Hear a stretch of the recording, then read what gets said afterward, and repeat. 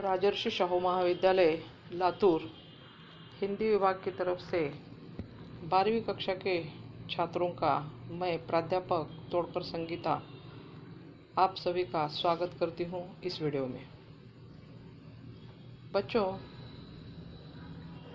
युवक भारती हिंदी 12वीं कक्षा की जो नई पाठ्यपुस्तक यहाँ पर पाठ्यक्रम में रखी गई है, उस पाठ्य पुस्तक की तीसरी कविता जो है सच हम नहीं सच तुम नहीं, जो डॉक्टर जगदीश गुप्त जी ने लिखी है, उस कविता के सारांश को, अर्थ को समझने की कोशिश आज हम करने वाले हैं। नाव के पांव कविता संग्रह से यह कविता ली गई है। बच्चों, हम देखते हैं कि किसी भी कविता को पढ़ने से पहले, किसी भी कहानी को पढ़ने से पहले हमें उस लेखक और कवि के व्यक्तिगत और साहित्यिक जीवन के बारे में समझ लेना ज़रूरी है। इसलिए आज हम पहले डॉक्टर जगदीश गुप्त जी का परिचय देखते हैं। आप स्क्रीन पर उनके परिचय को देख रहे हैं। डॉक्टर जगदीश गुप्त जी का जन्म 1924 को उत्तर प्रदेश के शाहाबाद में हुआ। प्रयोगवाद के पश्चात जिस नई कविता का आरंभ हुआ, उनके प्रवर्तकों में आपका नाम प्रमुख रूप से लिया जाता है। नया कथ्य, नया भाव पक्ष और नया कलेवर की कलात्मक अभिव्यक्ति आपके साहित्य की विशेषताएं रही है। अनेक धार्मिक एवं पौराणिक प्रसंगों और चरित्रों को नए संदर्भ देने का महत्वपूर्ण साहित्यिक कार्य आपने किया है। नई कविता की परंपरा को आगे बढ़ाने के लिए आपने इसी नाम की पत्रिका का प्रकाशन प्रारंभ किया। आपका निधन 2001 में हुआ।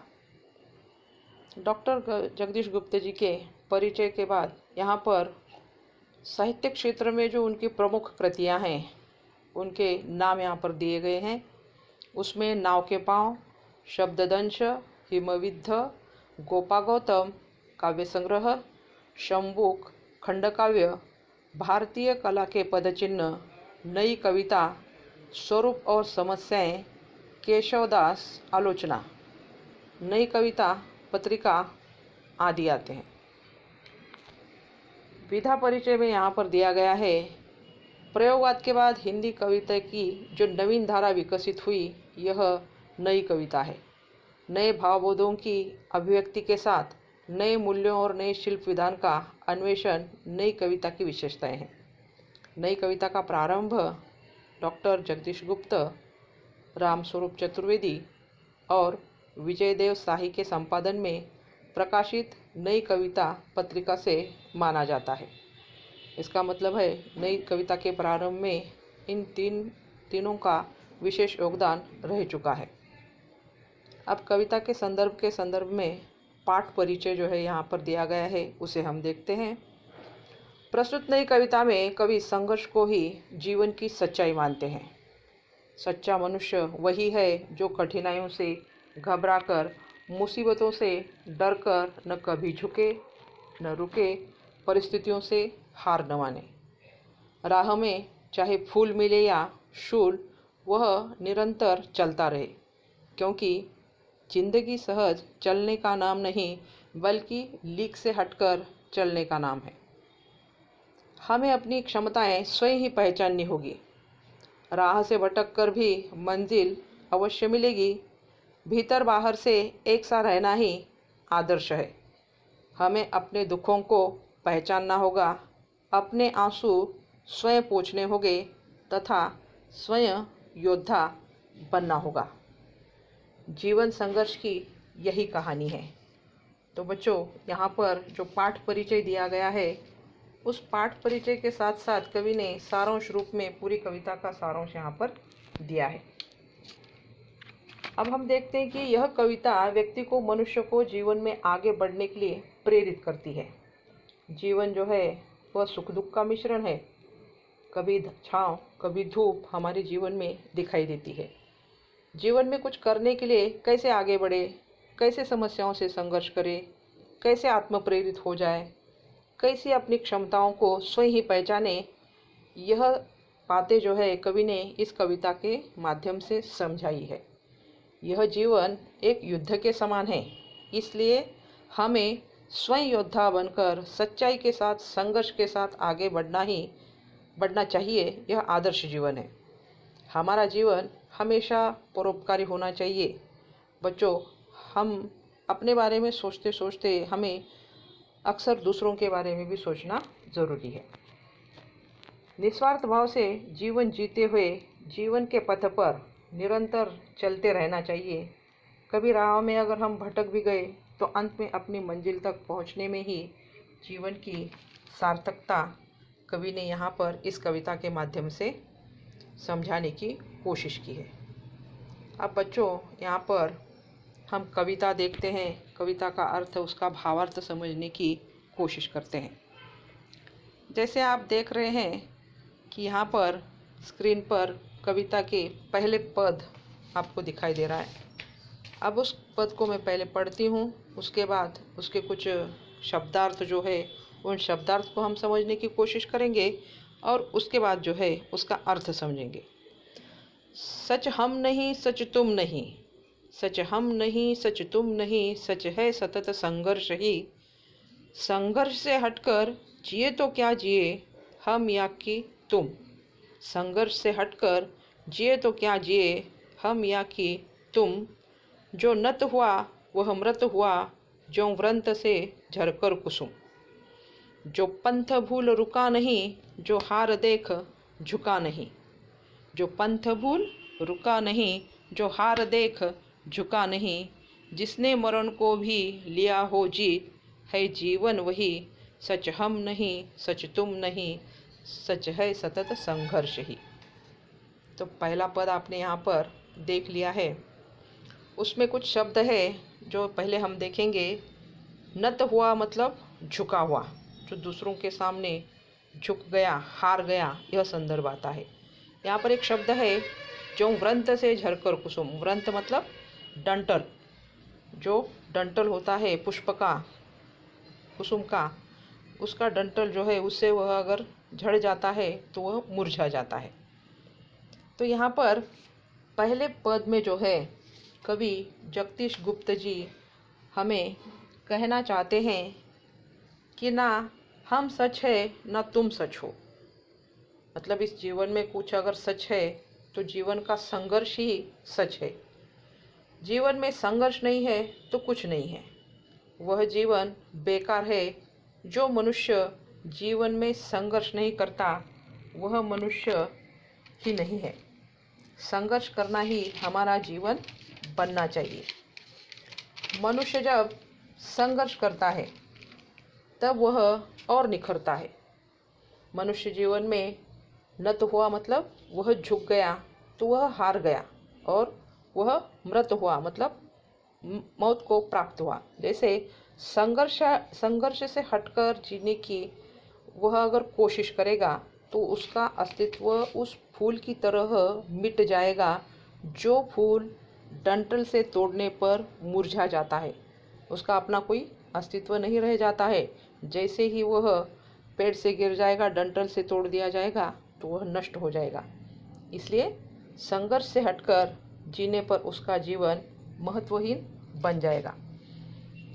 उसी के साथ कवि आगे कहते हैं बच्चों कि जो लोग अपना लक्ष्य भूलते नहीं हैं, कुछ जीवन में रुकते नहीं हैं, फिर से नया मार्ग ढूंढने की कोशिश करते हैं। जब हार देखकर झुकते नहीं हैं, फिर से नई उम्मीद से डटकर उसका सामना करने की हिम्मत रखते हैं। जैसे वे अपने जीवन में संकट पर पांव रखकर खड़े हो जाते हैं और उसे जैसे चुनौती देते हैं और उसका मुकाबला करने की कोशिश करते हैं, और इसी कारण उनके जीवन में आने वाली समस्याएं वहीं पर नष्ट हो जाती है। अगर हम समस्याओं से भागने की कोशिश करेंगे तो समस्याएं हमारा पीछा कभी छोड़ने वाली नहीं है। इसलिए प्रेम को ही अपने मार्ग का साधन मानकर वे चलते रहते हैं। पथ से भ्रष्ट होकर वे रुकते नहीं हैं। लक्ष्य के प्रति एकनिष्ठ भाव होकर लगातार वे अपने जीवन में बढ़ते जाते हैं। उनके ही जीवन में सदैव जीत होती है। मौत पर भी वो विजय प्राप्त करते हैं। इसलिए कवि कहते हैं कि मरते दम तक संघर्ष करना ही जीवन की सार्थकता है और संघर्ष ही उन लोगों को महत्वपूर्ण बना देता है।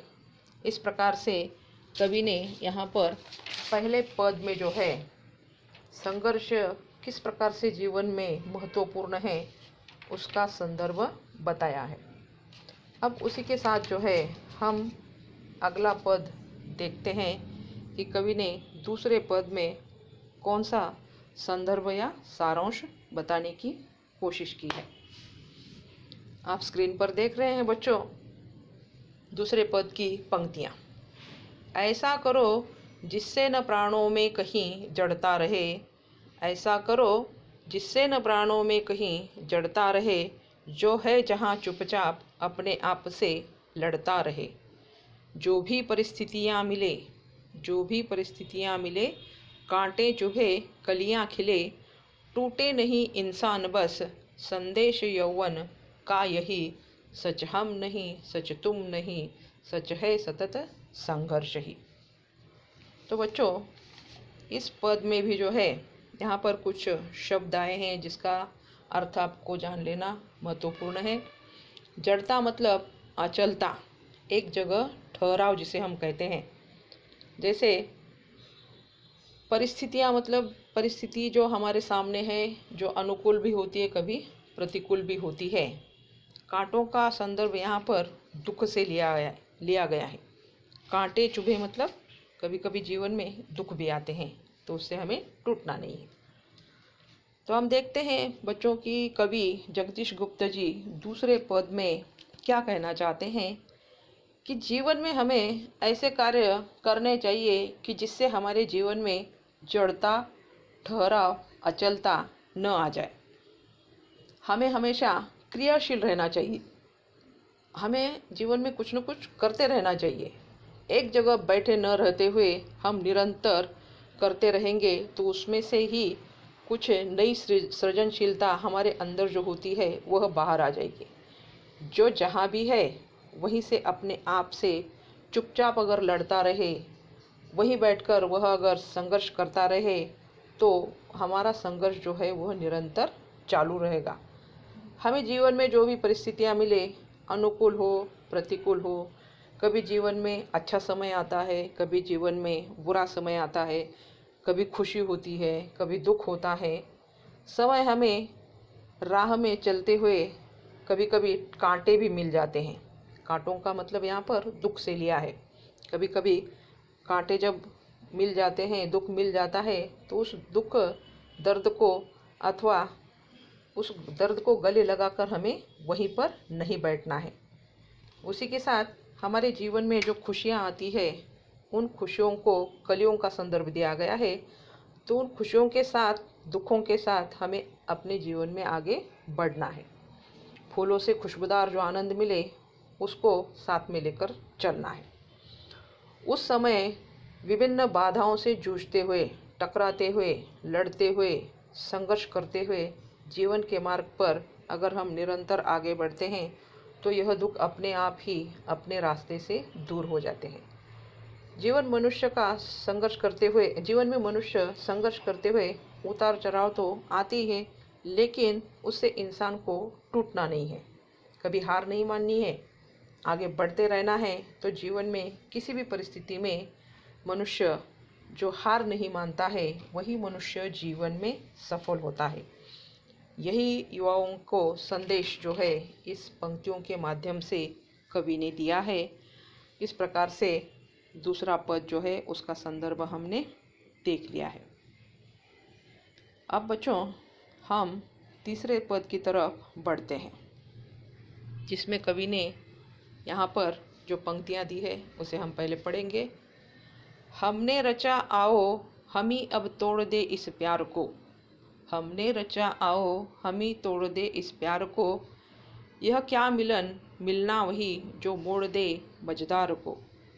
जो साथ फूलों के चले जो ढाल पाते ही ढले, जो साथ फूलों के चले जो ढाल पाते ही ढले, यह जिंदगी क्या जिंदगी जो सिर्फ पानी सी बही। सच हम नहीं, सच तुम नहीं, सच है सतत संघर्ष ही।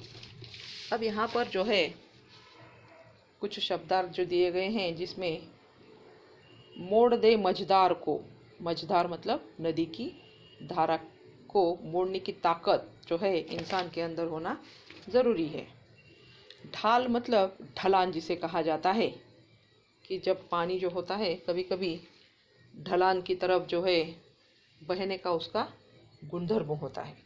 इसलिए कवि इस पद में जो है यह अर्थ स्पष्ट करना चाहते हैं कि दुनिया की सारी व्यवस्थाएं हमने ही बनाई है।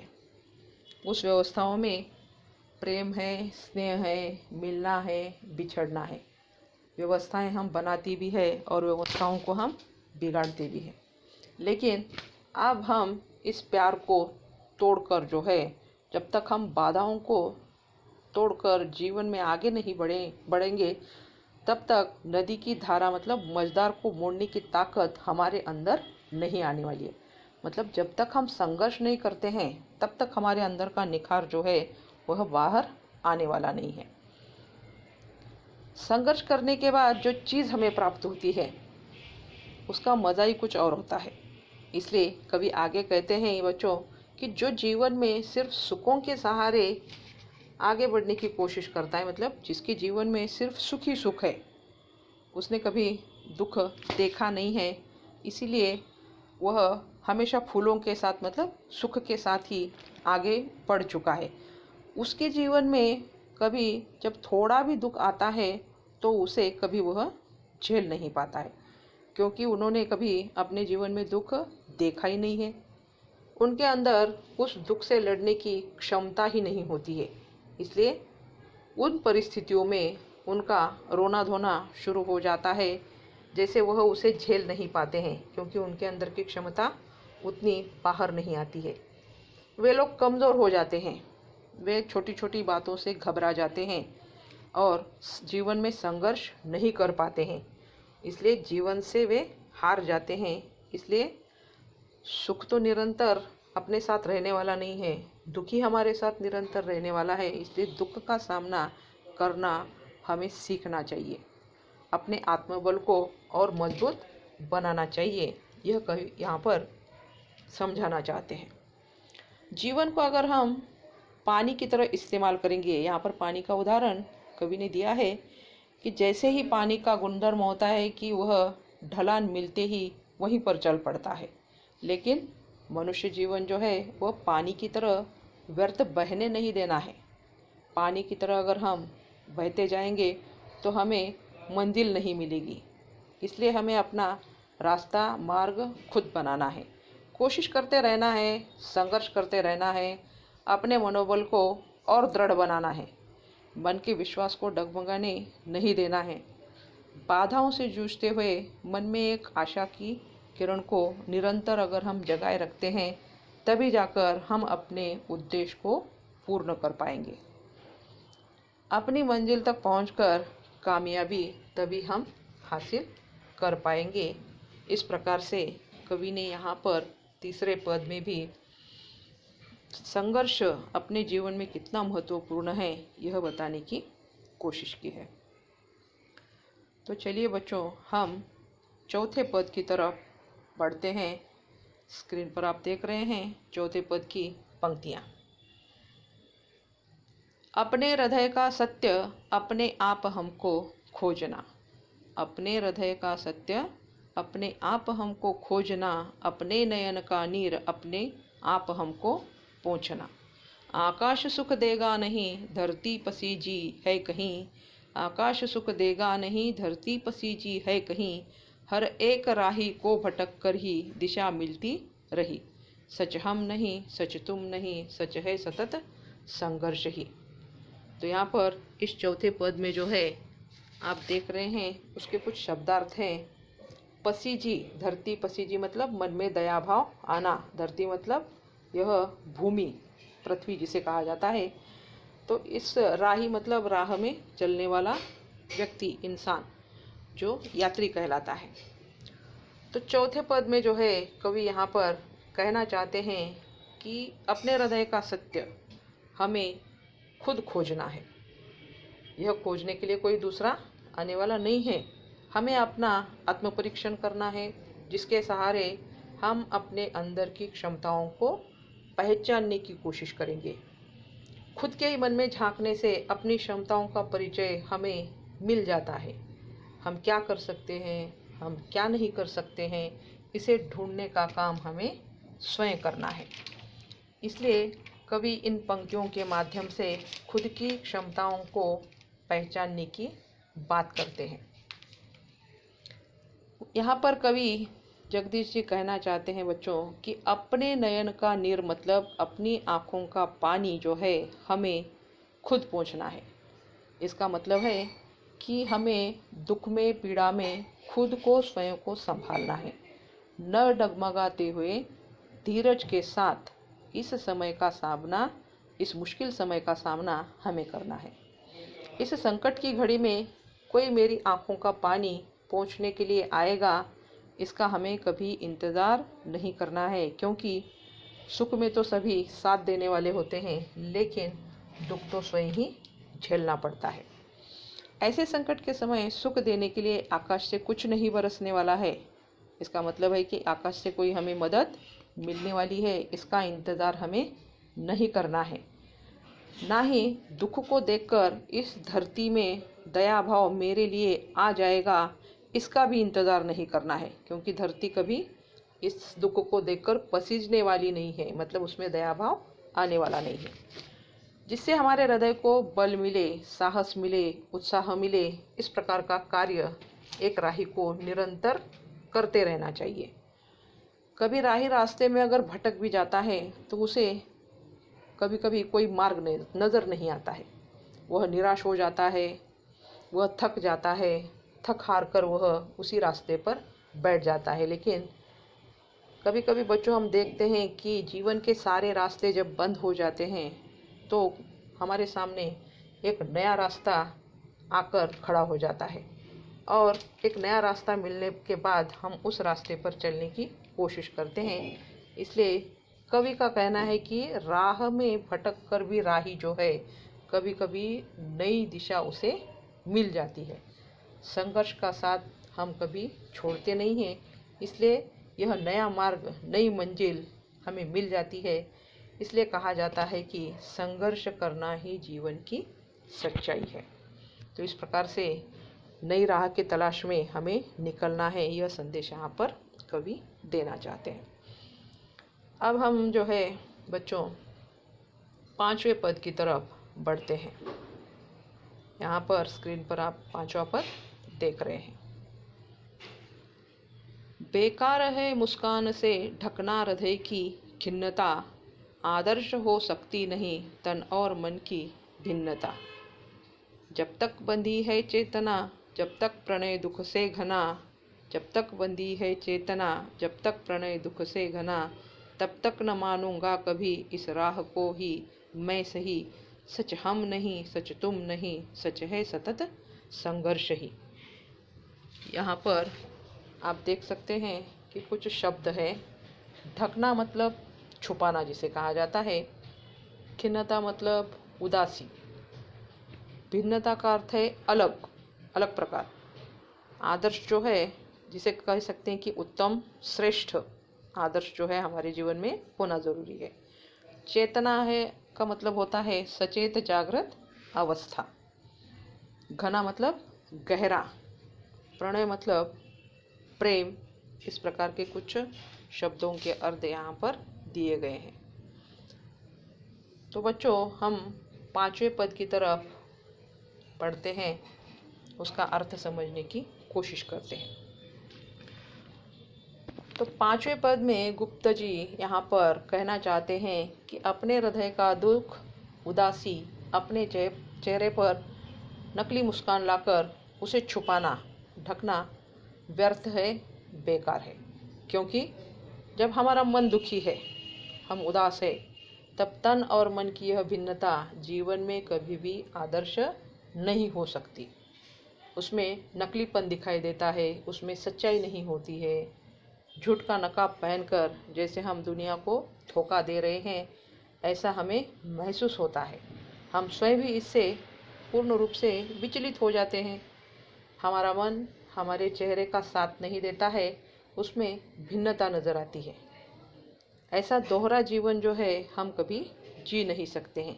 इसलिए कवि कहते हैं कि जब तक अपने शरीर में चेतना मतलब जागृत अवस्था बंधी हुई है, जब तक प्रणय दुख से भरा हुआ है, हमारे अंदर का प्रेम जो है दुखों से भरा हुआ है, गहरा हुआ है, इसका अर्थ यह है कि जहाँ पर अंधेरा है वहाँ जीवन को राह नहीं मिलेगी। हमारा जीवन अंधकारमय बन जाएगा। उसके आगे हमें नतमस्तक नहीं होना है, संघर्ष नहीं छोड़ना है। इस अंधेरे को हमें अपने जीवन से दूर करना है। इसलिए मैं इस राह को तब तक सच नहीं मानूंगा जब तक सच्चाई के साथ हम और तुम इस राह पर चलने की कोशिश नहीं करेंगे। संघर्ष के साथ जीवन में जब हम आगे बढ़ेंगे, इस प्रकार जगदीश गुप्त जी जो है एक आशा की किरण लेते हुए इस अंधकार को दूर करने की बात यहाँ पर करते हैं, क्योंकि हर रात के बाद एक सवेरा होता है। इसलिए आज का अपने जीवन का अंधेरा दूर हो जाएगा, इस आशा के साथ वह आगे बढ़ने का संदेश देते हैं। जैसे कि कहा जाता है कि ज़िंदगी एक सफ़र है, इसे खुशी से हमें तय करना है। मानो तो इसमें मौज है, लेकिन समस्याएं तो हर रोज़ है। मतलब समस्याओं से हम भागने की कोशिश नहीं करेंगे। समस्या हमारे जीवन में रोज़ आने वाली है, लेकिन आने वाला पल हम खुशी से इस वर्तमान अवस्था में कैसे जी सकते हैं, यह हमें सोचना ज़रूरी है। तो बच्चों, यहाँ पर पहले पद से लेकर 5वें पद तक गुप्त जी ने जो संदेश दिया है वो फिर से एक बार हम दोहराने की कोशिश करेंगे। तो पहले पद में कवि ने लक्ष्य के प्रति एकनिष्ठ होकर आगे बढ़ने का संदेश दिया है।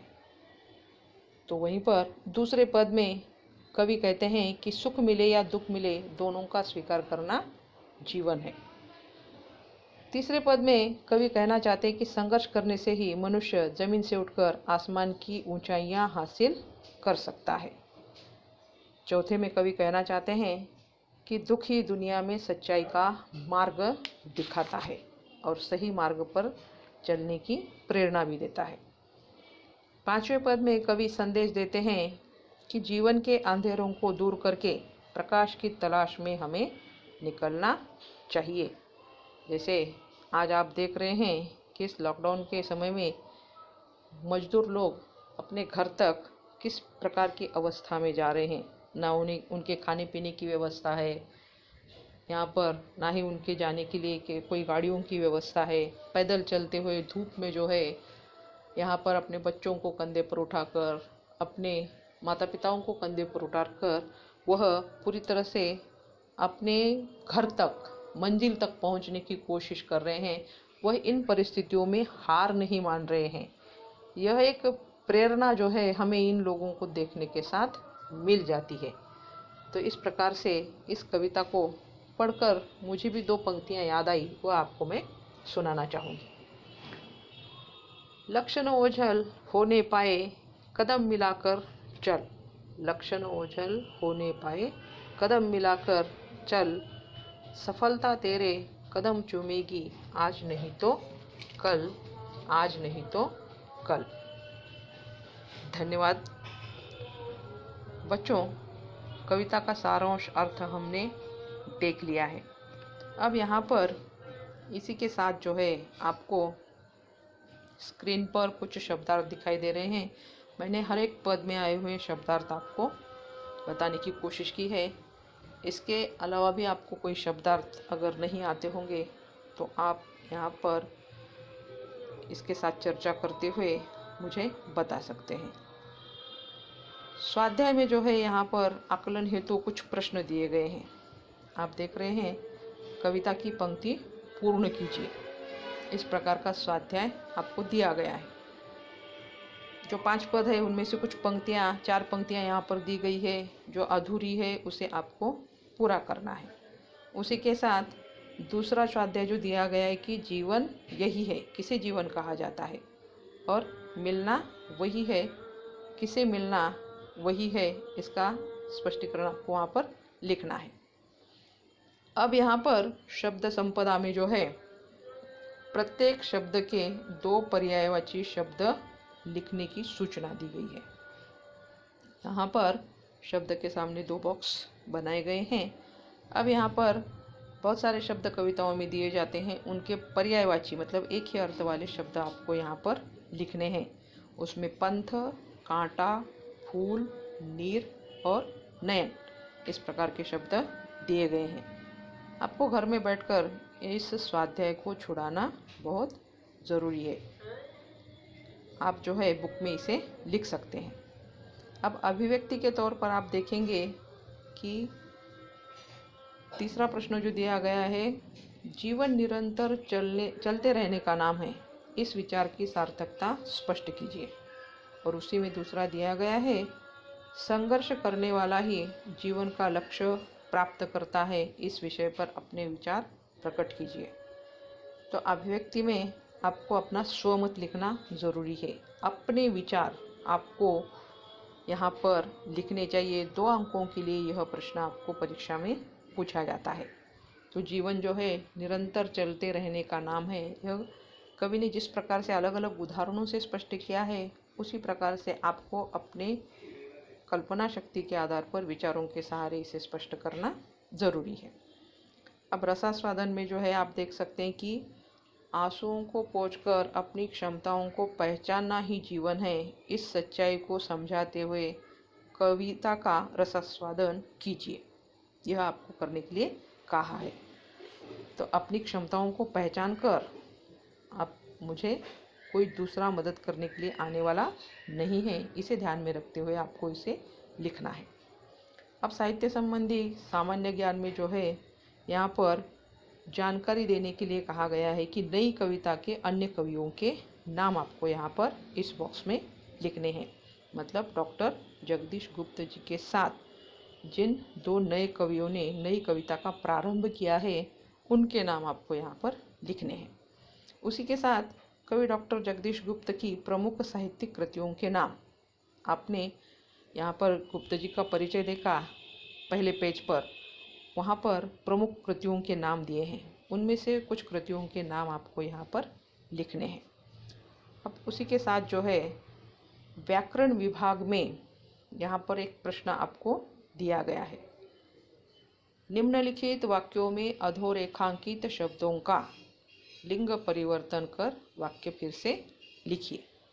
अब यहाँ पर आपको 10 वाक्य दिए गए हैं जिसका आपको लिंग परिवर्तन करना है।